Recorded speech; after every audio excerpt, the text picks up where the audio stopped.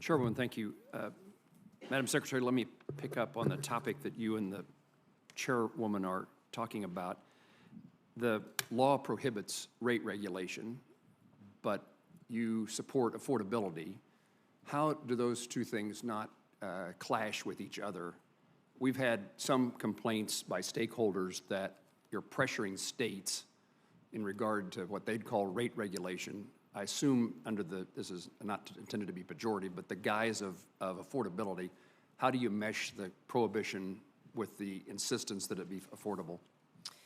So this, the law, the statute says every state has to provide a low-cost option. That is in the law. The statute also says no rate regulation. So we are doing the best to meet the intent of the law, which is to rate regulation would be, in my judgment, Kansas, you're not going to get approved unless you show us a $30 a month plan. We are not doing that. We are decidedly not engaging in rate regulation. Law says we can't, and I won't, and I'm on top of that. That being said, I'm also required to make sure every state has a low-cost option.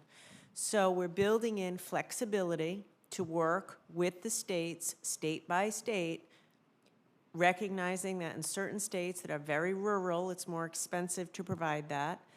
And it's working with stakeholders, listening to governors, listening to people on the ground to make sure that we find that balance between affordability but not regulating. And by the way, back to what Senator Shaheen was saying, the $30 a month ACP is essential for this. Because in a state like yours, which is highly rural, it's very expensive to lay fiber. Hypothetically, I say like maybe $65, $70 is as low as it can go. That's very expensive for the average American family, and so the $30 a month support is essential. So anyway, long-winded way of saying that's the balance, and I talk to the governors, stakeholders, telecom providers every week to make sure we're striking the right balance. And the support that the various programs, in this case the BEAD program, provides, in this case to states, it subsidizes, it assists in the providing of the service, giving the incentive for companies to provide the service. It doesn't incentivize the $30 a month plan. That's a question, not a statement. No, that's true, yes, right? True, correct. So it is a clash of competing goals. We have to do both.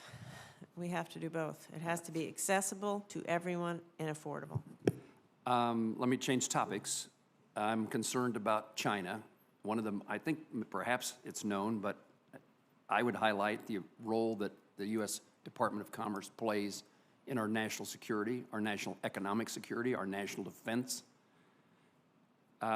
China is so aggressive in pursuing trade deals around the world. They always seem to be at our expense. China offers other nations better market access for their products and continues to build economic ties with critical partners and our potential adversaries. What can the department and ITA do to expand commercial services around the world? Again, China has offices everywhere. How are we competing with China? As I said in my opening testimony, we've asked for additional funds for $4 million additional increase for ITA to help us compete with China. We're asking for additional funds for more export promotion. In my tenure, I've launched several initiatives around export promotion, particularly helping small and medium-sized companies to do exports. We're launching new digital tools to help small companies with export promotion. So, so we have to promote more, and we are doing more, and we're trying to focus it sector by sector. But also, quite frankly, we need to do everything we can with countervailing duties and such to make sure that we have a level playing field so that China can't take advantage of, U.S. businesses and workers. So you're one of the few people that I know that has negotiated with the Chinese, with the highest level of government officials in China. You have any Can you tell us what potential exists for some kind of agreement with China to diminish the challenges we face that they're presenting us? Is there a path forward that provides hope instead of just adversarial relationships? Yeah, I'm smiling because I have 15 seconds, and that's a tough one. Look, let me say I get this. another round. Let me say this.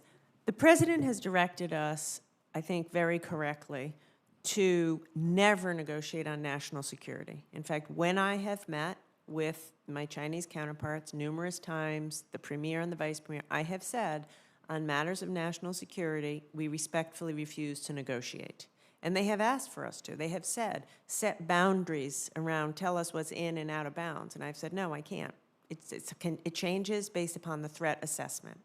Having said that, the president has also directed us to de-escalate, to communicate, and to, as he would say, turn down the temperature. So what I try to do, Senator, is promote where we can. For instance, I've started an export promotion initiative around health and beauty products. Has nothing to do with national security, creates jobs in the United States, keeps a line of communication open. We have to promote where we can, work with them where we can, zealously advocate for U.S. businesses, which I do, because right now they mistreat many U.S. businesses, but never negotiate on national security. And I think that my judgment is being practical, not fiery in the rhetoric, and just try to stand firm, but talk when and where we can. Thank you.